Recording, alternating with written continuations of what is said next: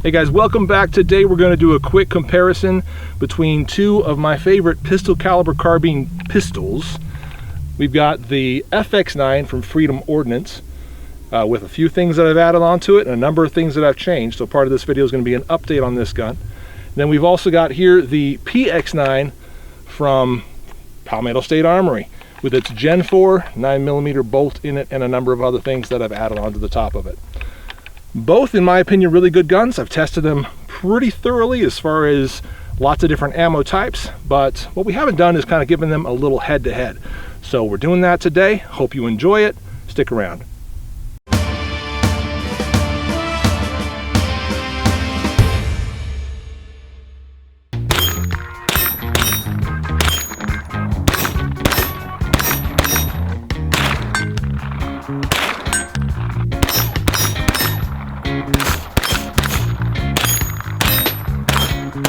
Alright, so quickly guys, let's give you to start off with, an update on the Freedom Ordnance FX-9, which is still an excellent pistol caliber pistol.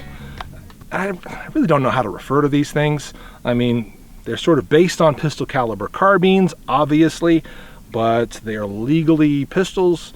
I guess I'll just call them PCC Pistols. Anyhow, so this guy right here, I've done a number of things to sort of update it and sort of upgrade it to what I want. One of the first things I did was upgrade the brace on it. So it came with the Shockwave blade, used that for a little while. Wanted to try the SBA3. I actually love the SBA3 in comparison to the Shockwave blade. So yeah, we swapped that out and I'm liking it a lot. Then the grip, it came with a standard AR-15 grip. For a little while I had one of the Magpul grips on here, one of the ones that flare out and come out a bit. But that didn't work so well with the shape of this receiver.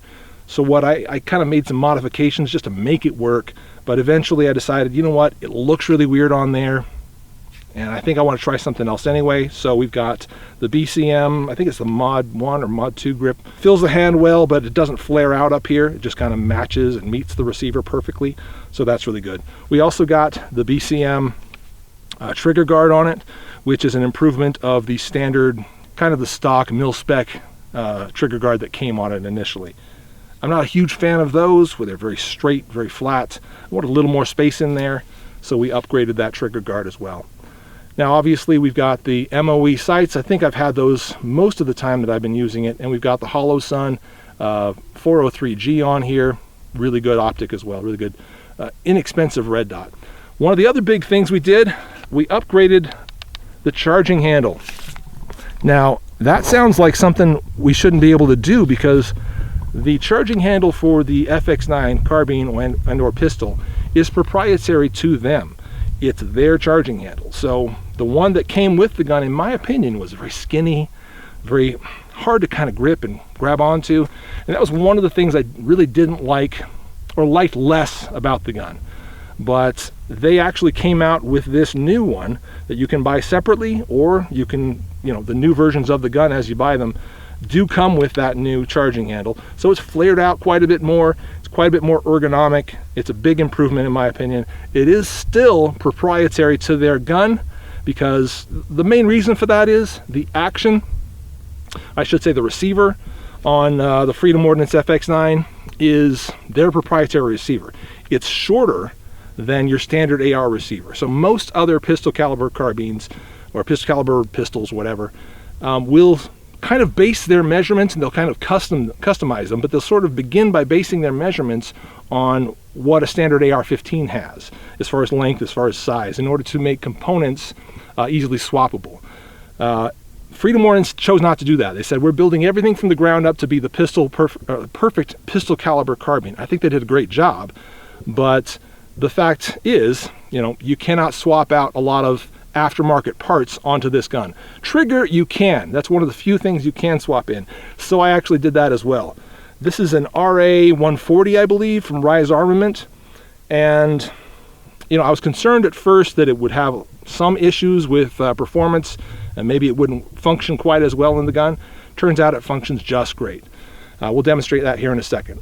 And we also swapped out the handguard on it. Had to do that in order to accommodate the can that I put on it, the 9mm Hornet.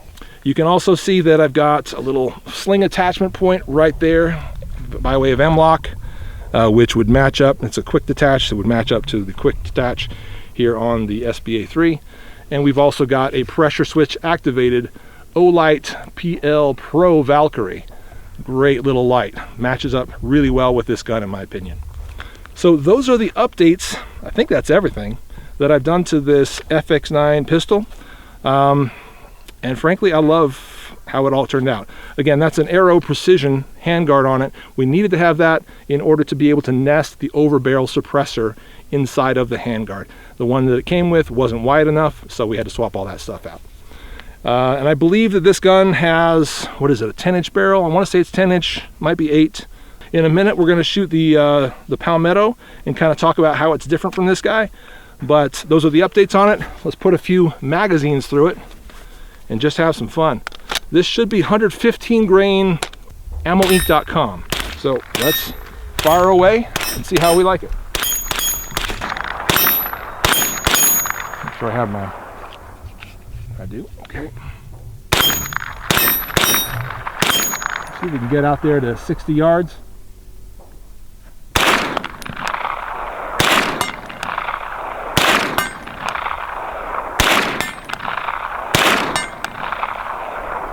And just for kicks, we'll try it out to 100 plus.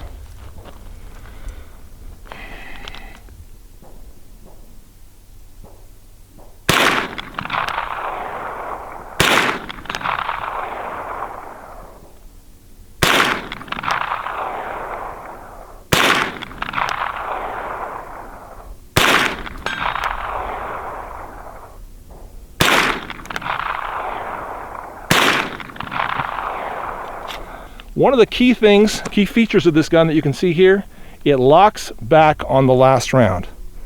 Last round bolts hold open, huge feature for a lot of folks. Most, I don't know about most, but a number of other pistol caliber carbines do not have that feature.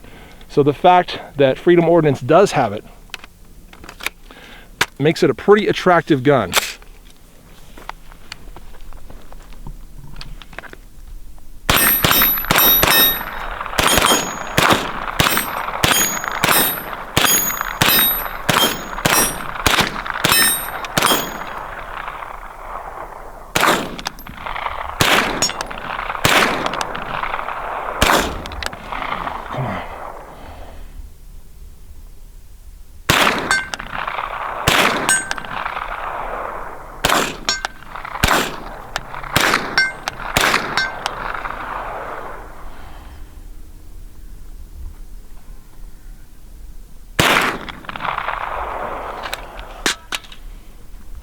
Magazines drop free very nicely as well, and I've found no issues with magazine compatibility. So it works well with Glock mags, works good with these ETS mags. So, you know, affordable Glock mags seem to work just fine with it.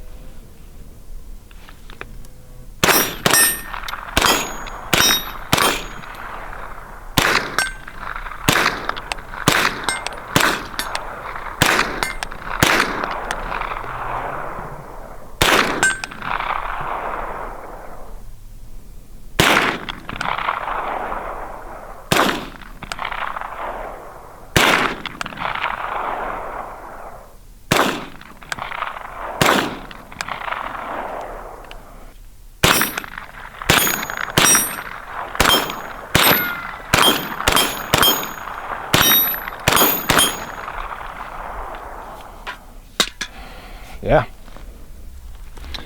So again, there's some of the updates that I've made to my Freedom Ordnance FX9 pistol. I still love this thing, and it's going to be tough to say that the PSA is really any better. But let's pick up that PSA, look at some of its features, and in the end, we'll probably just let you decide.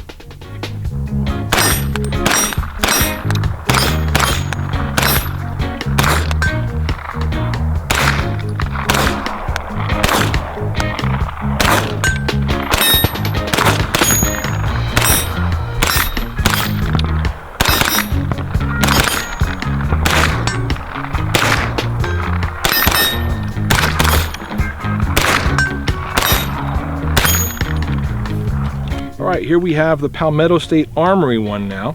This is their PX9, at least on the website that's what they refer to it as. Now this one came standard with the SBA3, came with it already. And another great thing is the charging handle is the same exact length as any other charging handle on the market for AR-15. So if we were to open this up, we didn't look at the bolts on that FX9, but if we were to open this up real quick, there's a look at the Gen 4 bolt for the PSA. And if I can carefully get this out, that is a standard size, standard length charging handle. Probably on the cheap side, but that's fine, it works. And you can swap in anything you want AR-15 wise to replace that. So a big, wide, super ergonomic charging handle, easy to do. And the reason why you can have any charging handle in there is because the length of this receiver is based off of standard AR-15 receiver lengths. And so rather than trying to, build a more compact package necessarily, Palmetto said, we're going to build a more standard package, something that will take standard parts. And they've done that. And maybe they've saved money, I don't know, but you, the consumer, have the option of putting in other parts if you want to. So that safety selector is a standard safety selector. These pins, I think, are standard pins. That bolt catch / release right there, standard. So you can swap that out for something nicer if you want to. That's kind of one of the big selling points of the PX9 from PSA.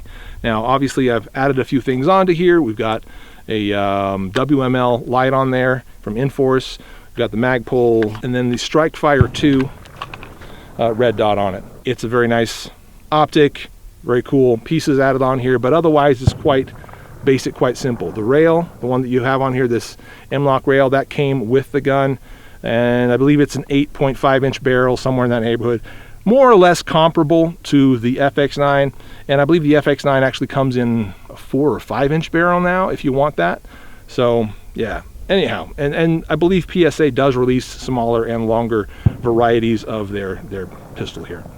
So let's put this on some targets here real quick, show you some of the things I like about it, some of the things you may not like about it, and go from there.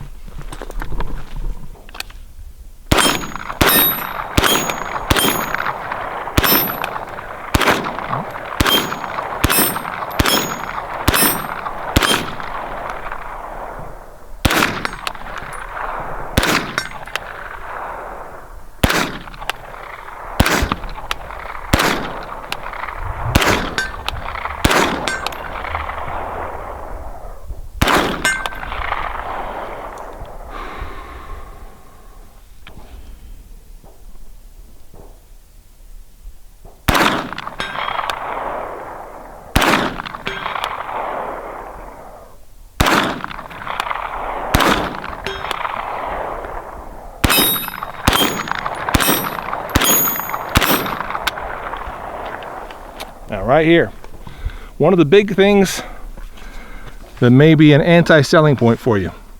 No last round bolts hold open. So on that last round, you just get a click and that's it.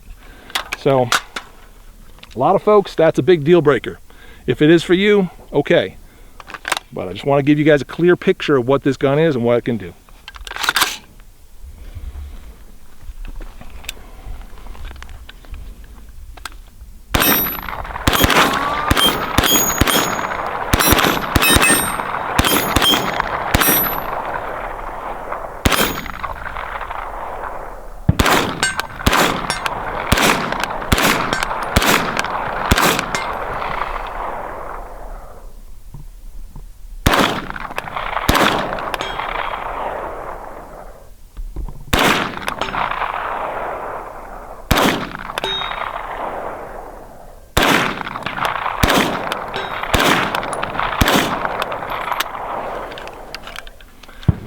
We're getting a few hits out there, the 100-yard target, 100 plus. I want to say it's like 120 yards.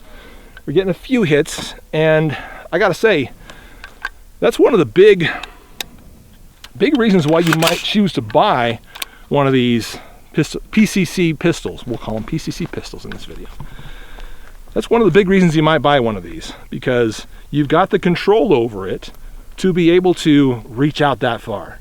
And when I wasn't hitting that one, I was doing a pretty decent job, missing sometimes, on that 60+ yard target.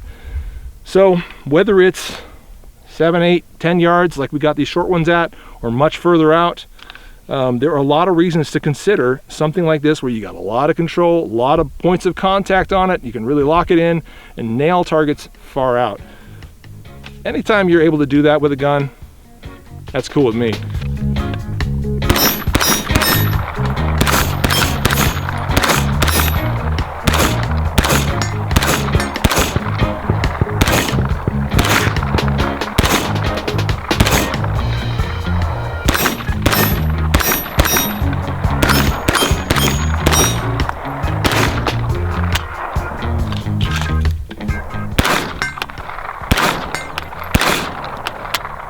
Okay, and that'll wrap it up for this one. So, as we've already kind of explained, the PX9 definitely has some advantages over that FX9 in that you can swap out a lot more standard parts. New trigger, easy to get a hold of, it's definitely going to work. And of course, the FX9 aftermarket trigger worked fine. But better charging handle, you can swap that out.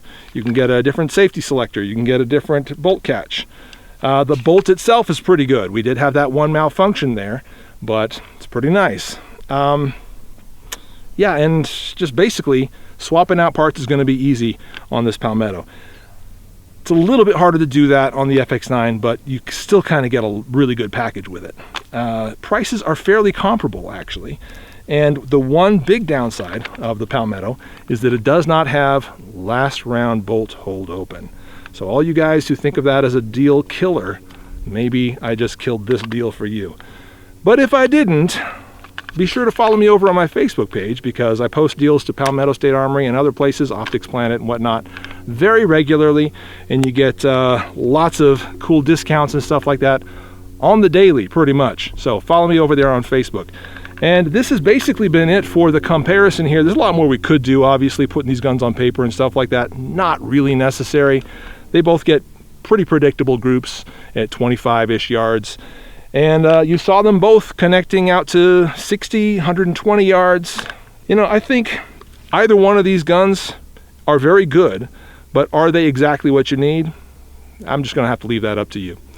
That's been my comparison. I'm the Late Boy Scout. We'll see y'all later.